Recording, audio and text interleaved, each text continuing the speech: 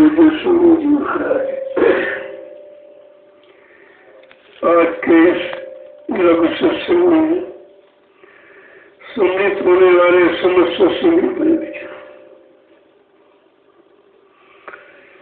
महापुरुषों का इशारा अगर प्रेमियों की समझ में आ जाए तो कर्म बनने में देर नहीं लगती, लेकिन सैन और बैल जब समझ में आएंगे जब सत्संग में आते जाते रहोगे, सेवा में लगे रहोगे, नाम की कमाई करते रहोगे, तो सैन बैल सारे सब समझ में आ जाएंगे। क्योंकि जो सैन बैल न समझे उससे कछु न कहे। संतवान को सुनते ये कहा, लेकिन जब ये सम्यक मालिक आया वो जीवों पर दया करने के लिए, उन्होंने ऐसा कोई कड़ा प्रतिबंध नहीं रखा, एकदम सरल, जिससे सब उनकी शिक्षा को स्वीकार करें और सब अपनी जीवात्मा का कल्याण कर सके और अपने मानव जीवन को सफल बनाए। काल माया के देश से निकलकर जीवात्मा अपने घर पहुंचे, लेकिन जब वचन समझ में आएंगे, सुनना काफी नहीं है, करना। जब तक वचनों को सुनकर आपका मन स्वीकार नहीं करेगा और बच्चों को अपने जीवन में जो उतारोगे, एक ही वचन का लाभ आपको मिल जाएगा। सुनने का कोई लाभ नहीं, न सुनाने का लाभ है करने और कराने का। जब कराने वाला मिल जाए और प्रेमी समझ के करने लगे तो फिर देर नहीं लगती। देर जब तक है जब तक तुम्हारी समझ में नहीं आ रहा और उसको अपने जीवन में नहीं उतारा तब तक तो देर है, और समझ में आ जाए फिर कोई देर नहीं। इसलिए संत महापुरुषों ने जो कलयुग में जीवों पर दया किया वो उनकी अनोखी दया है। ऐसी दया तो जीवों पर कभी नहीं हुई है। सतयुग त्रेता द्वापर अच्छे युग थे, अच्छी उम्र थी, अच्छा खान पान, अच्छी संसोबत, अच्छे कर्म थी, लेकिन सतमार्ग पर खड़ा करने वाले संत महापुरुष नहीं आए थे। वो तो अभी कलयुग में आए हैं और कलयुग के जीवों को सही सच्चे रास्ते पर खड़ा करने के लिए। जब जीव खड़ा हो जाएगा तब उसको सुधरने में देर नहीं लगेगी। अब ये कितने जीवों का, युगों का घोड़ा भटका, बेचारा जीव, इसको किसी ने सही सच्चा रास्ता बताया ही नहीं कि जीवात्मा जगेगी, परमात्मा से कभी मिलेगी। क्या जीवात्मा भले कभी घर जा सकती है? क्या जीवों को पाप कर्मों की माफी मिल सकती है? ऐसा किसी ने नहीं बताया, क्योंकि अधिकार किसी को नहीं था। अधिकार केवल संत सद्गुरु को है। बाकी जितनी शक्तियां मृत्यु मंडल पर आई सब काल माया के अधीन हुई है। काल के दायरे से कोई निकल नहीं पाया। लेकिन जब सतलोक सचखंड अनामी धाम प्रभु धाम से जब सतगुरु आए, उन्होंने अपने बल पौरुष से जीवात्माओं को नाम दूर शब्द दूर पकड़ाया और उनसे वादा किया कि मैं तुमको तुम्हारे घर पहुंचा दूंगा, केवल मेरे वचन वाणी को समझ लो, मान लो, स्वीकार कर लो और अपने जीवन में उतार लो। ये काम तुम्हारा कितने युगों का भूला भटका, ये सब पूरा हो जाएगा। ऐसी दया कृपा मेहरबानी करने के लिए सदगुरु दयाल मृत्यु मंडल पर आए, लेकिन जीवों का दुर्भाग्य कि उनको पहचान नहीं पाया, न जान पाए, न मान पाए, न पहचान पाए, न अपना बना पाए, न अपनी जीवात्मा का कल्याण करा पाया। कितना बड़ा नुकसान। इस नुकसान को रुपए पैसे से पूरा नहीं किया जा सकता, क्योंकि ये दया है, उनकी कृपा, उनकी मेहरबानी है। उन्होंने तो ये कहा, कलयुग समय यान युग जो नरकर विश्वास। कलयुग के समान कोई अच्छा युग है ही नहीं जीवात्माओं के लिए, लेकिन संत महापुरुषों पर विश्वास हो जाए, उनके वचन वाणी को समझ लो और धीरे धीरे उस पर चल पड़ो, तो ये तुम्हारा सब काम पूरा जो असंभव है वो संभव हो जाएगा। इसी असंभव को संभव बनाने के लिए आया, जो किसी युग में जीवात्माओं के संभव की बात किसी ने की ही नहीं थी, ऐसा मालूम पड़ता। या उन लोगों को जानकारी नहीं थी, या ये भेद राज खोलने का अधिकार नहीं था। कोई बात तो जरूर रही होगी, लेकिन ये हमें आपको ये सोचना चाहिए कि हम सब लोग कितने बड़े भाग्यशाली हैं। ऐसे खराब समय में, ऐसे गंदे गलीज वातावरण में हमको एक सच्चे अच्छे रास्ते पर चलने की प्रेरणा दी जा रही, सच्चे अच्छे रास्ते पर चलाया जा रहा, और हमारे किए मनसा वाचा कर्मणा पाप कर्मों को छोटी सी सेवा के द्वारा अदा कराया जा रहा। इसलिए सेवा प्रधान है, क्योंकि कलयुग का जीव भजन तो कर नहीं पाएगा, तो ऐसे तो कोई नहीं जा सकता। का कोई एक आध परमार्थी जीव जिसने अपने आप को आत्म समर्पित कर दिया, वो तो चला गया, बाकी सेवा के द्वारा पार होंगे। अब सेवा में भी आपको देखना कि वह अहंकार तो कोई नहीं है, कोई सेवा में शंका संदेह भूल भ्रम तो नहीं है, शंका में कोई बनावट दिखावट तो नहीं है। ये सब चीजें नहीं होनी चाहिए। बिल्कुल निस्वार्थ भाव से करो, कम करो, थोड़ी करो, लेकिन निस्वार्थ भाव से करो। उस सेवा का फल तत्काल मिलता है। इसलिए महापुरुषों ने बड़ी दया किया। जितने आए कलयुग में, कबीर साहब से लेकर हजारों संत महापुरुष आए, और सबने एक ही काम की शुरुआत की कि जल्दी से जीवात्मा को जगाओ और परमात्मा की तरफ पहुंचाओ इसको। वो तो पहुंचाया तो बहुत कम जीवों को, क्योंकि वो गुप्त संत है, प्रकट में घूम घूम कर कोई संदेश नहीं दिया। लेकिन जब सम्राट मालिक खुद आया भूमंडल पर, तो वो घूम घूम कर सब जगह दरवाजे दरवाजे ऐलान किया, पुकार गुहार लगाई, जीवात्मा तुमको अपने घर जाने का मौका आ गया, और पहुंचाने वाला ले जाने वाला भी आ गया।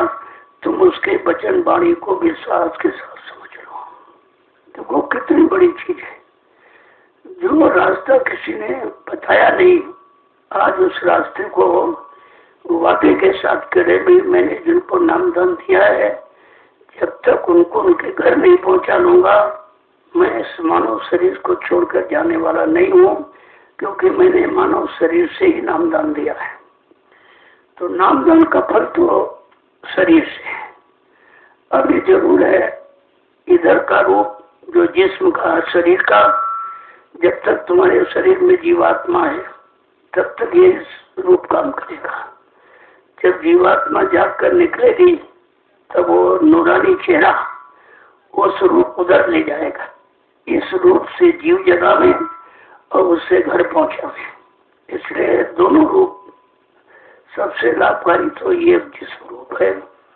अगर जिस्म रूप लेके नहीं आते तो जिस्म शरीर में रहने वाली जीवात्मा बेचारी कुछ नहीं कर सकती, उसको तो कुछ पता ही नहीं था। कहा दोनों रूप प्यारे, कहा ये दोनों रूप उनके प्यारे हैं। इस रूप से जीव जगह में और उससे घर पहुंचा में। लेकिन साधक को तो पहले यही रूप चाहिए क्योंकि साधना मनुष्य शरीर में करेगा। जब मनुष्य शरीर जब तक है तब तक ये जिस्म शरीर रूपी काम करेगा। जब इस मनुष्य शरीर से जीवात्मा जब के निकलेगी, ऊपर की तरफ चलने लगेगी, तब वो नूरानी रूप काम करेगा। इसमें कहने का मतलब ये है कि आपको दोनों स्वरूपों को समझना है, देखना है। और हमारे लिए तो यही रूप अच्छा है, क्योंकि अगर ये ना हो तो मैं उसको कैसे पाता। इस रूप बल लेकर अगर ना आते मतलब मंडल में, तो हम लोग कभी जाग ही नहीं सकते थे। क्योंकि अगर कोई रूप ना लेके आते तब भी नहीं सोच पाते, कोई रूप अगर पशु पक्षी का लेके आते तब भी भाषा बोली नहीं समझ पाते। इसलिए हमारी आपकी जीवात्मा के कल्याण के लिए ही उन्होंने ये मानव चोला धारण किया है, और हमारे मनुष्य शरीर में रहने वाली जीवात्मा के कल्याण के लिए कितनी परेशानी उठाई, कितना संघर्ष, कितनी यात्राएं, कितनी तकलीफें। अगर तकलीफ का बयान कर दिया जाए तो तुम लोग तो कुछ कर ही नहीं सकते।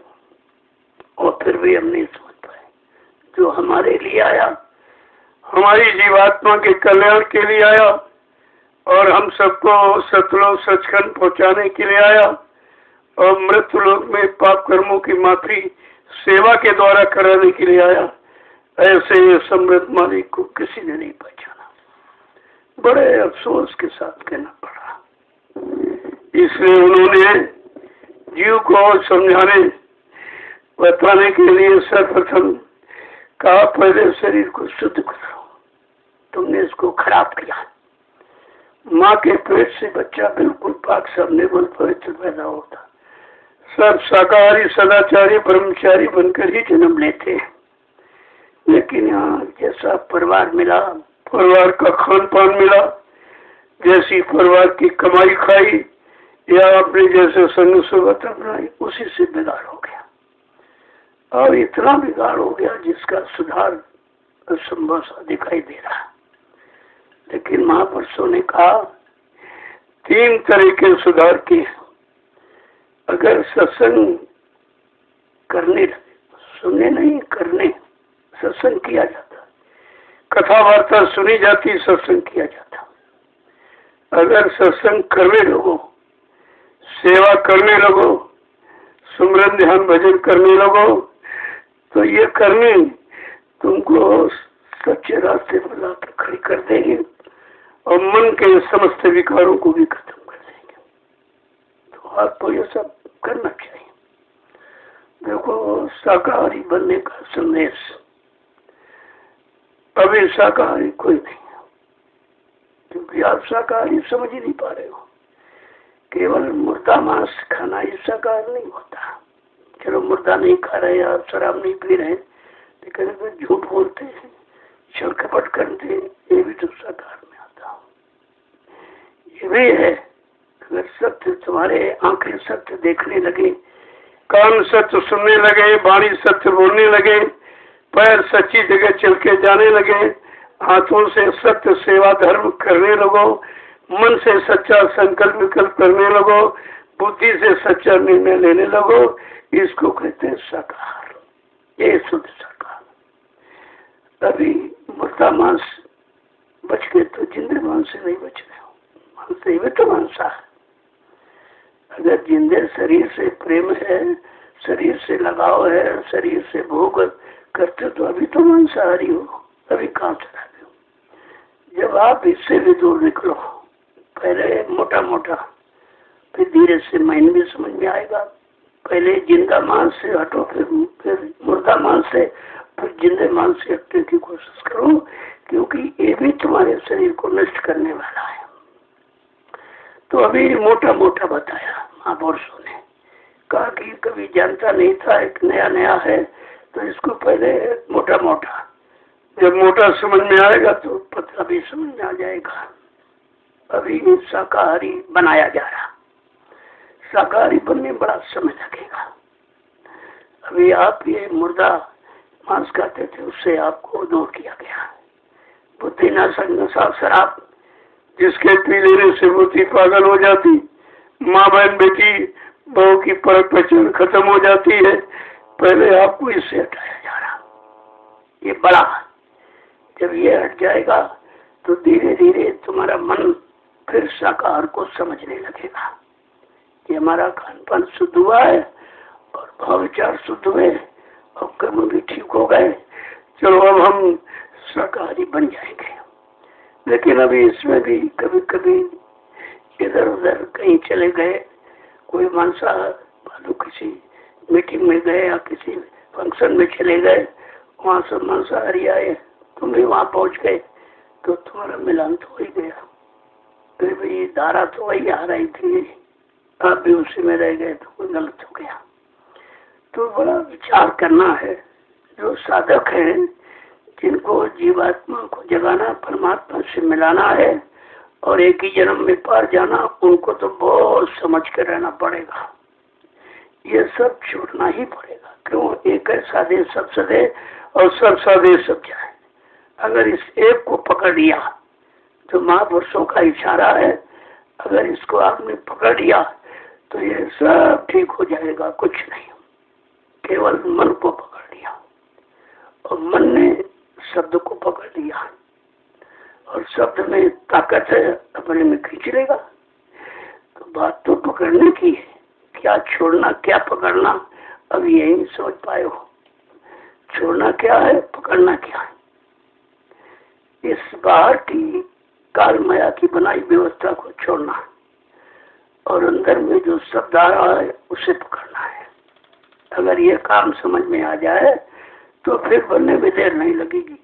और इसी को समझने में समझाने में कितना समय लग रहा।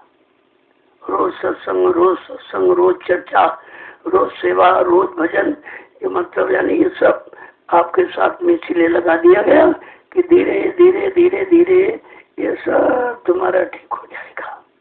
एक बार की तो कोई नहीं कर सकता, क्योंकि कितने युगों से बिगड़ा है। एक युग की बात नहीं, कितने सतयुग थे, द्वापर कलयुग निकल गए, ये जीवात्मा को फंसे और किसी ने भी निकलने की बात कही नहीं। कही तो इशारे में कह दी, कोई रहस्य में तो समझ में नहीं आई। तब सम्राट मालिक को खुद आना पड़ा और खुल करके ये संदेश देना पड़ा कि अगर इधर उधर से इशारा करोगे तो नहीं। इशारा समझदार के लिए होता, यहाँ सब ना समझदार हैं, इशारे से काम नहीं चलेगा, इनके सामने एकदम खोल के कहो। तब उन्होंने रास्ता खोल दिया। अब उस रास्ते पर चलना जीव का काम है। चलना तो आपको पड़ेगा, जब चलोगे तो मंजिल पूरी कर लेंगे आप। अभी आप चले ही नहीं हो, ये पैरों का चलना नहीं, मन का चलना। मन उधर की तरफ चला कि नहीं चला, इधर से मन हटा कि नहीं हटा, पहले मन को इधर से हटाओ, तब उधर ही चलेगा। और तुमको नहीं हम आँख कर बंद करके बैठ जाए, कान बंद करके बैठ जाए माला पकड़ने, तो कैसे मन रुक गया है? मन तो भी रुका नहीं, मन नहीं रुका। जब तक मन नहीं रुकेगा ये सब क्रिया कोई लाभकारी सिद्ध नहीं होगी। कभी साहब ने इसीलिए इशारा किया, कर में माला फिरे, जीभ फिरे मुख माए, मनुआ या 24 फिरे या तो सुमरन।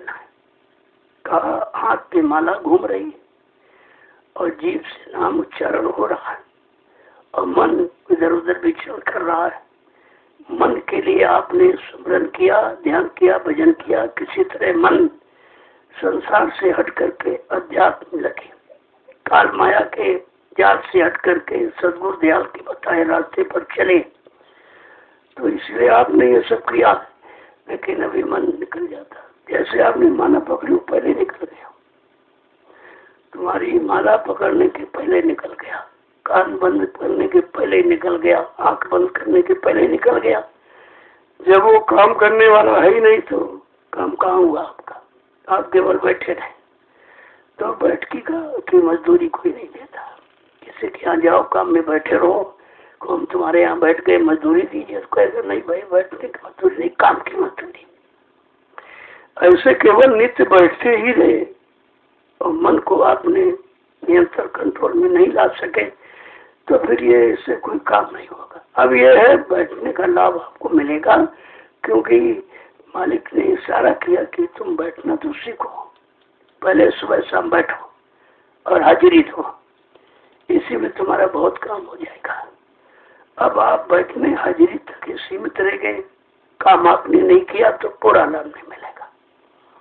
बात तो समझा करो। उन्होंने सहूलियत, सरलता, सुगमता इसलिए कर दी कि जीव बेचारा बड़ा कमजोर है, बहुत गंदा है, इसको बहुत सरल साधन में लगाया जाए, तो आपको ये सरलता कर दी। अब तुम सरलता का नाजायज फायदा की उसी सरलता में बैठे हो, आगे बढ़ना नहीं चाहते हो, कुछ छोड़ना नहीं चाहते हो, कुछ करना भी नहीं चाहते हो, फिर कैसे होगा? तो ये सब चीजों को सत्संग के माध्यम से बताया जाता है। और ये सत्संग जो ये हो रहा, ये खास सत्संग, आम सत्संग तो आम जनता के लिए होता है, जो बाहर हो रहा है इस समय, ये आम सत्संग।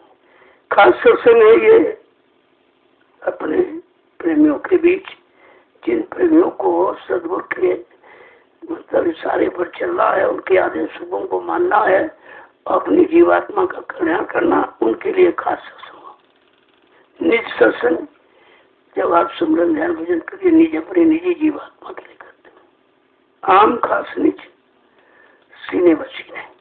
फिर अगर आपको मालूम हो गया और सुमरन ध्यान भजन में आपका ठीक हो गया, दिखाई सुनाई देने लगा और गुरु का आदेश हो जाए, तो भी लोगों को बता दो, ये सीने बसीने होगा था। 4 तरह का सत्संग होता है।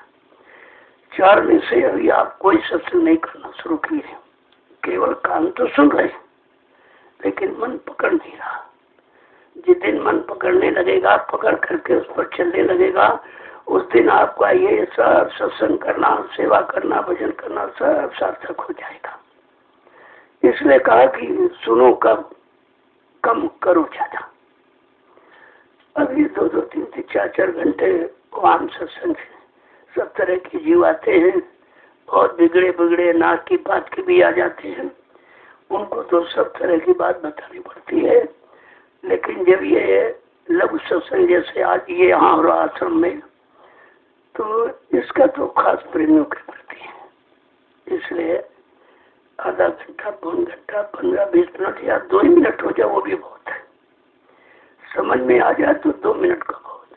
कोई ये ज्यादा तो इसलिए कि आप समझ नहीं पा रहे हो, तो तमाम तरह के उदाहरण है, एग्जाम्पल है, दृष्टांत है, किससे कहानी करो, सब समझा कर बताया, किसी तरह मान लो। और बात तो 2 शब्दों की, ये शरीर किराए का मकान, समय रहते अपना काम बना लो, बस इतना केवल करना। अब इतना बड़े सत्संग को कितने घंटे लग जाता बताने में कि अभी आपने इसको नासवान समझा नहीं है, किराए कमाना नहीं, अपना मान बैठे। किसी ने कुछ कह दिया, पर से झगड़ा कर दिया, अरे जब तुम्हारा है ही नहीं, कोई इसको कुछ कहे क्या मतलब तुम्हारा? लेकिन अभी आपने मान्यता नहीं दे पाई कि हमारा नहीं है। अभी किसी ने कुछ कह दिया, किसी ने कुछ ले लिया, मतलब यानी तो आप यही कहते हो, नहीं हमको ऐसा कहा, हमको इसने ऐसा हमारे साथ ये किया हो, हमारा सामान ले लिया हो, हमारा ये चोरी कर लिया। ये जब तक है जब तक आप इसको अपना समझ रहे हो। अभी तक एक बात समझ में नहीं आई, 60 साल हो गए, 66 साल लगभग, एक बात समझ में नहीं आई कि हमारा शरीर किराए का मकान है। जैसे किराए का सामान लाते हो, आपका कोई लगाव नहीं, केवल काम करने की इच्छा, जितना ज्यादा इससे काम कर लो, नहीं तो मालिक आएगा, सामान भी ले जाएगा, पैसे भी ले लेगा। किराए के सामान से कितना काम करने की कोशिश करते हो आप।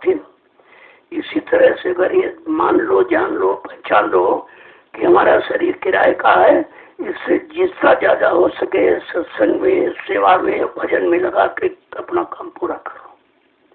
ये बात इतनी जल्दी समझ में कैसे आएगी? क्योंकि तुमने इसको अपना मान रखा कि हमारा है, और हमने कपड़ा पहनाया, हमने साबुन तेल लगाया, हमने ये भोजन कराया, हमने चोरी करके खिलाया, हमने झूठ बोल के, तमाम तरह से आप यही बैठो हमारा, जबकि ये तुम्हारा ही नहीं।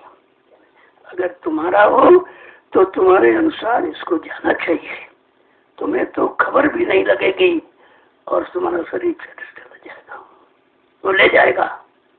इससे जानना चाहिए कि तुम्हारा ही नहीं।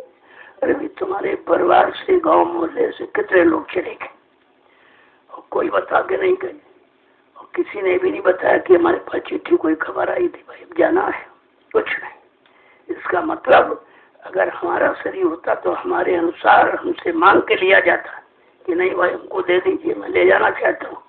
बगैर पूछे बगैर बताए किसी के माँ को छीन लिया, बेटा छीन लिया, पत्नी छीन ली, पति छीन लिया, भाई छीन लिया, तुम रोते रह गए, कुछ नहीं कर पाए। और अभी आज तक कितने युग निकल गए, लेकिन अभी आज तक ये नहीं समझ पाए हो कि हमारा नहीं किराए का है।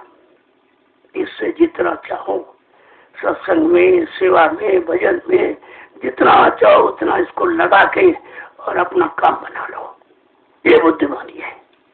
और उसी के लिए सब तैयारी की जा रही है। क्या जरूरत है भाई? अगर जगह न खरीदी जाती आप सेवा कहाँ करने जाते? तो ये सेवा करने का आधार होना चाहिए कोई ना कोई। परिवार में सेवा करते हो, बाल बच्चों तो कर ज्यादा कर रहे हो।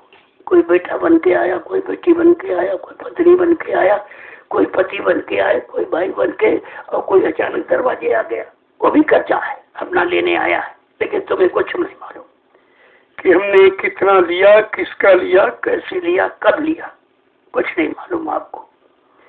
तो इन बातों को समझने का नाम ही है सत्य। सत्य का सत्य माने ईश्वर, संग माने साक्षात्कार। ये जीवात्मा सुरत रो जो मुद्दतों से मालिक को छोड़ चुकी है, ये उसका दर्शन दीदार साक्षात्कार कैसे करेगी? सबसे बड़ी बात तो ये है, और इसी बात को आपको समझना है। तो ये शरीर से जितनी सेवा कर लो, ये मत देखो गंदा हो रहा है। अरे जब किराए का है तो गंदा क्या? किराए का सामान लाते हो, प्रयोग करने की कोशिश करते हो, नहीं देखते हो कि गंदा हो रहा, खराब, कल अपना ले जाएगा, हमें क्या मतलब? हम तो किराया देते हैं। और ये शरीर रहते अपना काम बना लो, और जब तक शरीर है तब तक तुम्हें फुर्सत नहीं है। कोई कह रहा हमको ये काम करना, वो से फुर्सत नहीं है, परिवार से फुर्सत नहीं, व्यापार से, खेती से फुर्सत नहीं, बच्चों से फुर्सत नहीं है। अरे ये तो सब फुर्सत तुमको देंगे नहीं। तुम कितना कमा के रखो घर में, कोई बेटा ये नहीं कहा कि जाओ पिताजी ये पैसा लो, जाओ तुम सेवा करो, ये नहीं कहेगा। ये कोई नहीं कहेगा कि लो पैसा ले जाओ और ये सब तुम अब तुम्हारा काम खत्म, इधर मैं करूंगा उधर आप करिए। वो तो चाहते हैं कि पिताजी जब तक जिंदा है इसमें साथी में लगे रहे, क्योंकि अब इन पर खर्चा भी कम है, कोई शौक इनमें नहीं रहा। अब तो इनको कमाने का समय बढ़िया है, इनसे कमा लो जितना लेना चाहो। तुमको सब चूसने के चक्कर में कोई, जिनको तुमसे लाभ मिल रहा वो तुम्हारे से जुड़ेगा, जिस दिन लाभ खत्म उस दिन तुमको खत्म मानेगा। इसलिए अपने जीते जी अपनी संपत्ति का अधिकारी किसी को मत बनाइए।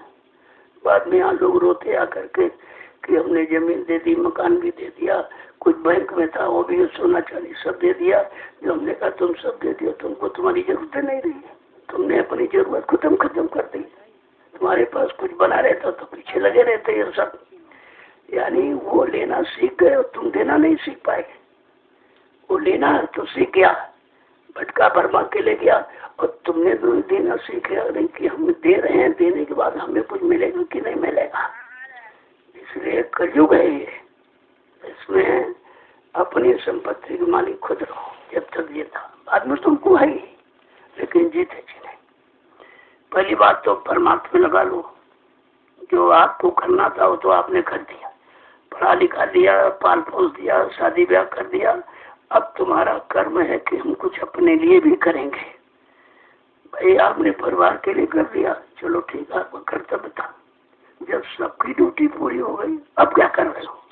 अभी वहीं घुसे पड़े हो, तो तुम अपने लिए कब करोगे? अपनी जीवात्मा के लिए कब करोगे? और फिर ये मानव शरीर मिलेगा नहीं। बड़ा सौभाग्य है कि लोगों को बर्बाद करने का एक रास्ता खुल गया।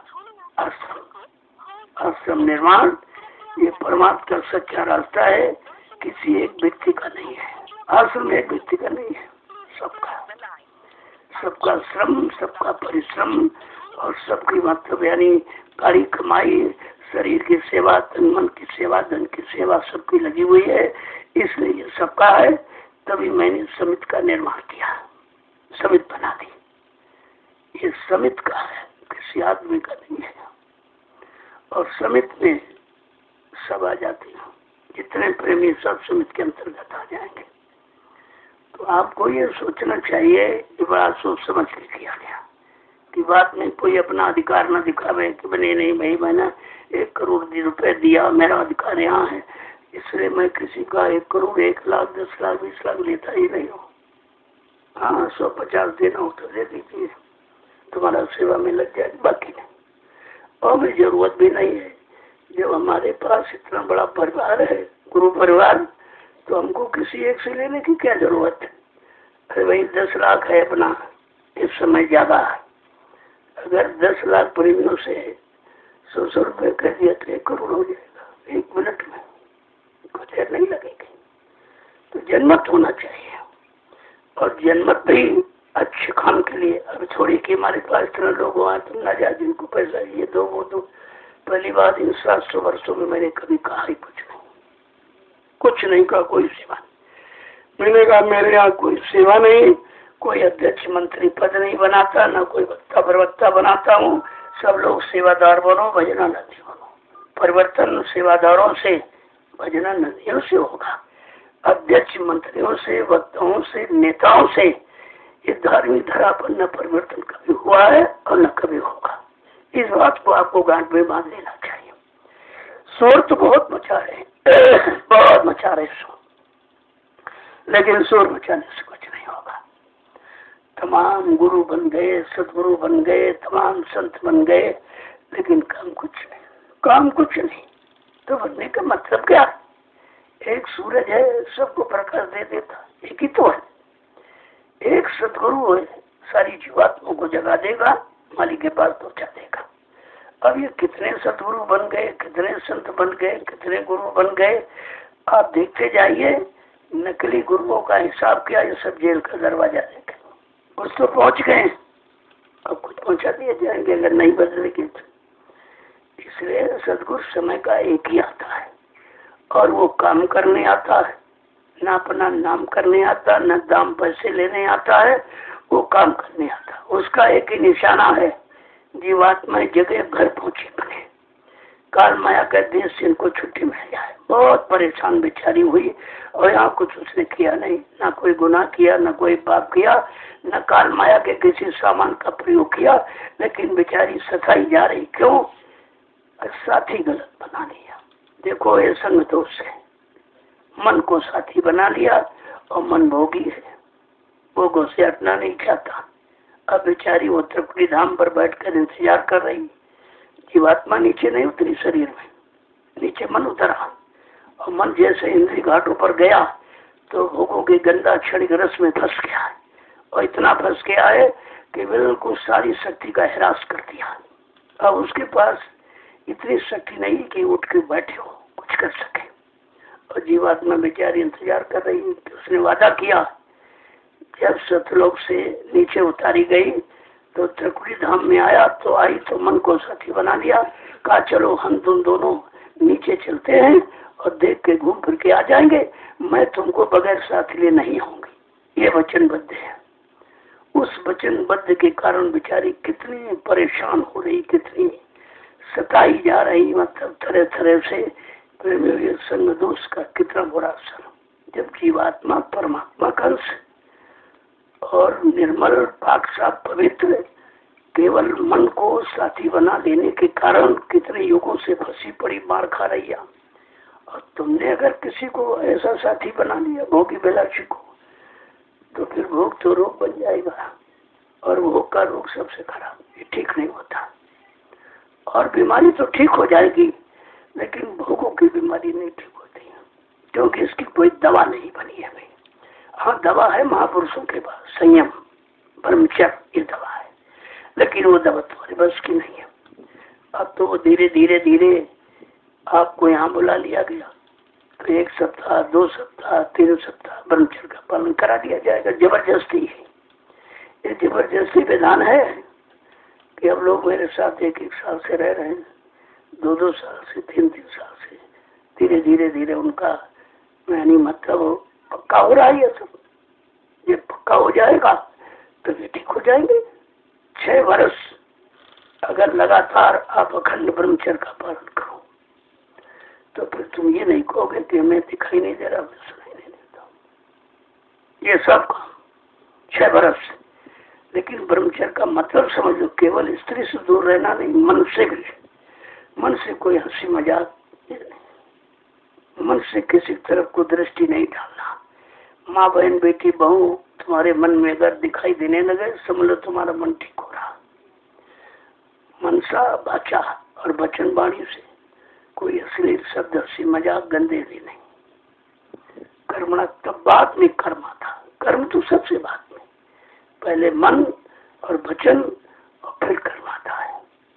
अगर 6 वर्ष अखंड है, आप इसका मन बुद्धि चित्त को एकदम पाक साफ निर्मल पवित्र करके पालन कर लो तो फिर ये तुम्हारी आँख खुल जाएगी, कान खुल जाएगा, नाक भी सब खुल जाएगा, फिर धोखा खत्म हो जाएगा। लेकिन यहाँ एक दिन भी मुश्किल हो रहा है। आप यहाँ तो आ गए हो तो जबरदस्ती आपसे पालन कराया जा रहा है, लेकिन बार बार भगने की कोशिश करते हो। मैं चाहता हूँ जितने दिन रह जाओ उतने दिन तुम्हारा ब्रह्मचर्य पालन हो जाए, उतने दिन तुम पक्के मजबूत हो जाओ तो आगे का रास्ता तुम्हारा सरल हो जाएगा। लेकिन मैं तुम्हें सारा नहीं समझती हूँ। भाई हमको यहाँ रोकने से क्या लाभ हो? रोकने में आपको लाभ है। जितना समय यहाँ निकल जाएगा वही समय तुम्हारा अच्छा है, बाकी तो परिवार में जाओगे फिर घर जाओगे आप। तो मैं इसीलिए रोकता हूँ कि 1 महीने 2 महीने रोको।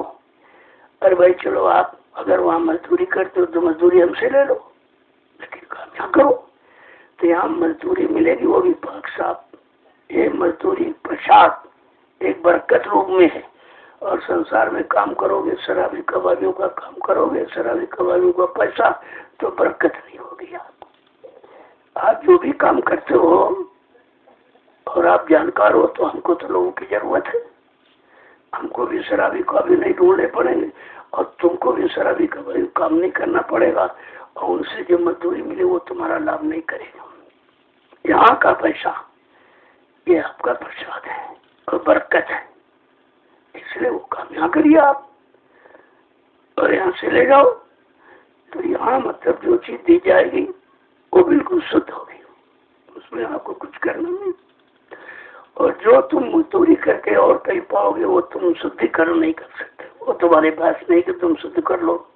फिर वो धन तो मिलता, कोई दे बरकत नहीं, कोई बचता नहीं है, कोई तरक्की नहीं हो रही है, मतलब सब खर्च हो जाता है, कर्जे में दबे रहते हैं। और जो हम बात बताते तुम्हारी समझ में नहीं आती कि आप यहाँ क्यों नहीं करते वही काम। जब यहाँ काम करोगे उस संगत के काम, देखिए एक बात ये लाभ, मान लो ये लोग दीवार बना रहे हैं, अब इस संगत के काम आएगी, और कई दीवार बनाओगे तो संगत का काम थोड़ी आएगा, वो तो परिवार के काम आएगा उनके।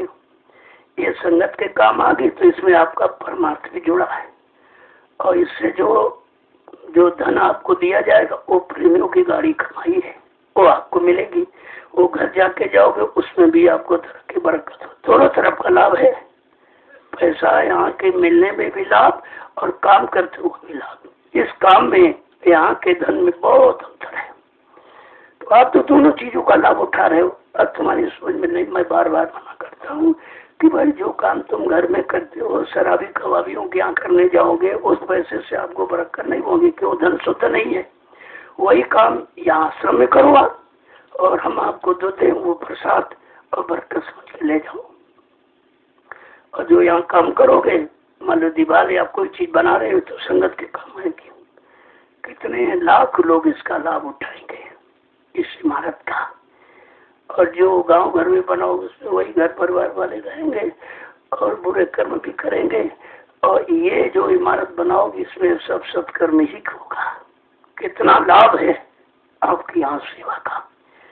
तो मैंने भी लोगों से कहा भाई ये बना दो, और जहाँ जो तुम काम घर में करते हो मजदूरी वो यहाँ करो, और यहाँ का पैसा शुद्ध है और प्रसाद है, समझकर बरकत समझ के ले जाओ, और जहाँ लगा दो वहाँ भी तरक्की हो जाएगी।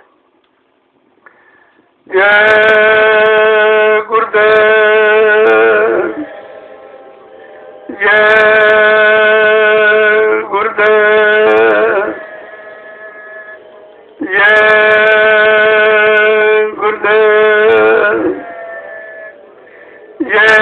गुरुदेव नाम किसका, जय गुरुदेव नाम किसका, प्रभु का प्यारा नाम। अब सब लोग खड़े हो जाओ क्योंकि आपने मेहनत की है। अब ये रास्ता जो आप मिट्टी डाल रहे हो, इस रास्ते पर जब तक लोग आते जाते रहेंगे वो लाभ तुम्हारे खाते में रहेगा, क्योंकि नींव आपने डाली है। इस मिट्टी की नींव पर कितनी बड़ी इमारत, कितना खर्च कर दिया जाए, लेकिन जो लाभ मिट्टी डालने का है वो इमारत बनाने का लाभ नहीं है। इस बात को हमेशा आपको ध्यान में रखना चाहिए। मिट्टी नहीं है, तुम्हारे कर्मों को काटने का साधन है और तुम कोई सेवा नहीं कर सकते हो। धन की सेवा, तुम्हारे पास पैसा नहीं है। मन की सेवा, तुम्हारा मन पाक सब निर्मल नहीं है। तो इस शरीर को लगा दिया जाएगा तो शरीर की मजाई सफाई हो जाएगी। और शरीर मन का घर है, जब घर साफ होगा तो रहने वाला भी साफ हो जाएगा। एक दिन बात को समझा करो। जय गुरुदेव, जय गुरुदेव, जय गुरुदेव नाम किसका, प्रभु का प्यारा नाम। जरा जोर से बोलो, सब मिल बोलो, बोलना होगा। अभी से बोलो, दुख दर्द हरेंगे, सब कष्ट हरेंगे, सुख शांति भी देंगे। सबके दाता, सबके मालिक, प्रेम से बोलो। ये नाम नहीं इंसान का, ये काम नहीं इंसान का। जय गुरुदेव। आपने देर तक सेवा की है, इसलिए अब प्रसाद ले लो और भंडारे में भोजन करके आराम करो। सुबह घंटा संग बजेगा, आप आ जाओ। इसलिए कि सुबह जब सिमरन ध्यान भजन करोगे शरीर हल्का हो जाए, थकावट खत्म हो जाए। थकावट कर्मों के बोझे की बहुत ज्यादा है। कर्मों का बोझा आपको दिखाई नहीं देता, उसी कर्म का बोझ हल्का हो जाए जब आप 1 घंटा सिमरन ध्यान भजन करो, एकदम ताजगी आ जाए। बस यहाँ से जाओ, फिर शरीर की सेवा, शरीर को मांजो, इसे खूब मांजो, खूब सेवा से साफ कर लो। ये साबुन आबुन से साफ नहीं होता, साबुन तो गंदगी लगाएगा, वो गंदा होता केमिकल है, वो बहुत गंदा है। इसलिए ये धरती है, नैमिषारण्य की तपोभूमि है। रामचरितमानस में इसकी महिमा है। तीर्थवर नैमिष विख्याता, अति पुनीत साधक सुखदाता। अत्यंत पवित्र है और साधकों के लिए बहुत सुख देने वाली है। इस धरती का जल अमृत है, तमाम बीमारियों को दूर करने वाला। यहाँ 88,000 ऋषियों ने तपस्या की, उनकी तपोभूमि है। और उसी 88,000 ऋषियों की मंत्रणा से वेदव्यास ने श्रीमद् भागवत पुराण की रचना की, जो कलयुग के जीवों के लिए एक मार्गदर्शक बन गई। लेकिन अब उसका से उल्टा प्रचार हो रहा। वो ज्ञानार्जन के लिए सुनाने वाले धनोपार्जन पैसा पैदा कर, उस शास्त्र की भी महिमा खत्म कर दी। इन सबको दंड मिलेगा, क्योंकि ये वाणी लोगों के शुद्धिकरण के लिए थी। ये वाणी धन प्रसाद बटोरने के लिए नहीं थी, लेकिन सारा धर्म, सारा जितना सिद्धांत सब पैसे पर बिक चुका है। आज देवी देवता भी बिक गए। यहाँ एक ललिता देवा का मंदिर है, 1,65,00,000 रुपए किराए पर रुकता। बताइए, देवी की कमाई, देवी के नाम की कमाई खाएंगे त्रिपुटी क्या होगी? कोई अच्छा काम करेगी? भगवान के नाम की कमाई मंदिर के नाम की कमाई, तीर्थों के नाम की कमाई, ये सब इसीलिए पाप बढ़ रहा है। जहाँ से पाप निवारण, पाप को हटाया जाता है, वहाँ से पाप शुरुआत हो रहा है। तो क्या होगा आगे? कितना खराब माहौल बनेगा, कितने लोग रह पाएंगे, कितने चले जाएंगे। बड़े मतलब यानी दुख की बात है। लेकिन सुनता कौन है? सब अपने अपने कर्मों में एकदम जुटे हुए हैं। सत्कर्म की तो किसी के अंदर भावना भी नहीं बन रही। जय गुरुदेव, जय गुरुदेव, जय गुरुदेव, जय गुरुदेव। नाम किसका? प्रभु का प्यारा नाम। सतयुग कौन लाएंगे? विश्व में शांति कौन लाएंगे? जन जन में प्रेम कौन लाएंगे? स्वामी जी का कहना है, क्या क्या खा पी कर हुए खराब, क्या खाने से होगी भलाई, अब कुछ होने वाला है जो अभी समझ न पाएंगे, जो अभी जान न पाएंगे। स्वामी जी की वाणी है, यदि स्वामी जी की बात न मानी, यदि स्वामी जी की बात न मानी। जय गुरुदेव। अब सभी लोग प्रसाद ले लो। ये सत्संग का सेवा का तो आप अलग दिया जाता, ये सत्संग का। और जो आपने नाम की कमाई 1 घंटा किया, उसका प्रसाद ले ले। और इसके बाद भंडारे में भोजन महाप्रसाद पाकर आप सो जाए। और सुबह 1 घंटा सिंह बजेगा, फिर आप आ जाए, प्रार्थना पाठ और 1 घंटे नाम की कमाई, सुमरन ध्यान भजन साधना। ये सूरज सदियों की साधना है, जिसका अभ्यास नित्य प्रत किया कराया जाता। सुबह शाम दोनों वक्त ये तैयारी है। किसी तरह जीव तैयार हो जाए तो आगे सतियों की व्यवस्था है। जब तक आप तैयार नहीं करोगे तब तक कैसे आपको काम दिया जाएगा?